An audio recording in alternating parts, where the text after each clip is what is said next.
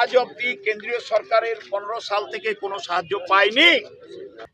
একটা নয় পয়সা কেন্দ্রীয় সরকার দেয়নি। আমরা দেখেছি বারবার রাজ্য সরকার যে কোনো কাজ করতে পারেন না, কিন্তু দোষারোপ করেন।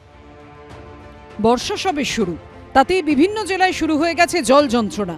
আর প্রতিবারের মতো এবারও সেই ডিভিসির জল ছাড়া এবং নদীর ড্রেজিং নিয়ে শুরু হয়েছে রাজনৈতিক তরজা।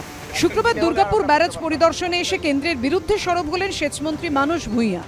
কেন্দ্রীয় সরকারকে আমরা গত 12 বছর ধরে বলে আসছি যে ড্যামগুলোর ক্যাপাসিটি কমে গেছে। এটা কেন্দ্রীয় সরকার বারে বারে দেখছি করছে, কিছু করছে না। বুঝতেই পাচ্ছেন বাংলাকে কিভাবে বঞ্চিত করা হচ্ছে। পাল্টা এই নিয়ে সরব হয়েছেন বিজেপি সাংসদ সৌমিত্র খা। আমরা দেখেছি বারবার রাজ্য সরকার যে কোনো কাজ করতে পারেন না, কিন্তু দোষারোপ করেন। পলি সংস্কার করার জন্য অবশ্যই রাজ্য সরকার এবং দামোদর ভ্যালি কর্পোরেশনকে যুক্ত করে টেন্ডার ডাকা উচিত। দামোদর ভ্যালি কর্পোরেশনের যিনি চেয়ারম্যান আছেন তিনি রাজ্য সরকারে কিছুদিন আগে সার্ভিস করতেন, তো তার সঙ্গে বসে সলা পরামর্শ করলে এটা সবকিছু ভালো হয়।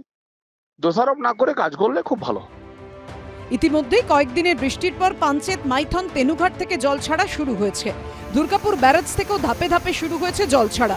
প্রত্যেক বছর দুর্গাপুর ব্যারাজ থেকে ছাড়া জলে প্লাবিত হয় হাওড়া, হুগলি, বাঁকুড়া, পূর্ব বর্ধমানের একাংশ। জেলা প্রশাসন সূত্রে খবর, বৃহস্পতিবার মাইথন এবং পাঞ্চেত থেকে মোট 45,000 কিউসেক জল ছাড়া হয়েছে। বৃহস্পতিবার দুপুর পর্যন্ত পাওয়া তথ্য অনুযায়ী দুর্গাপুর ব্যারেজ থেকে 43,750 কিউসেক হারে জল ছাড়া হচ্ছে। এদিকে হাওড়ার আমতায় জলের তোড়ে ভেঙেছে দুটি গুরুত্বপূর্ণ বাঁশের সেতু। আমতায় 2 নম্বর ব্লকের ভাটোরা দ্বীপের সঙ্গে হাওড়ায় মূল ভূখণ্ডের যোগাযোগের অন্যতম মাধ্যম বাঁশের তৈরি এই দুই সেতু। ডিভিসি থেকে জল ছাড়ার ফলে মুন্ডেশ্বরী নদীর জলস্তর অস্বাভাবিকভাবে বৃদ্ধি পাওয়ায় বৃহস্পতিবার রাতে দুটি সেতুই ভেঙে যায়।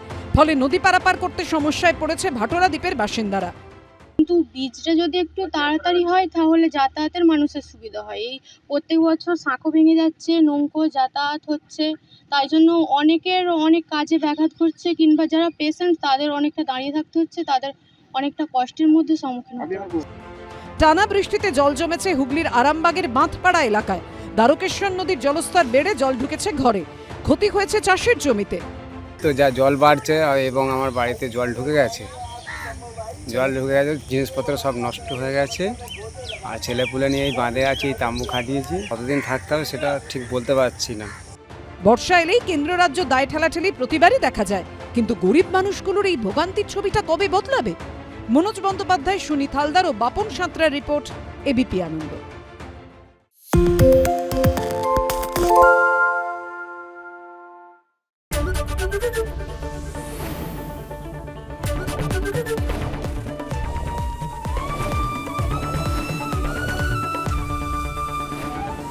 এবিপি আনন্দ, এগিয়ে থাকে, এগিয়ে রাখে।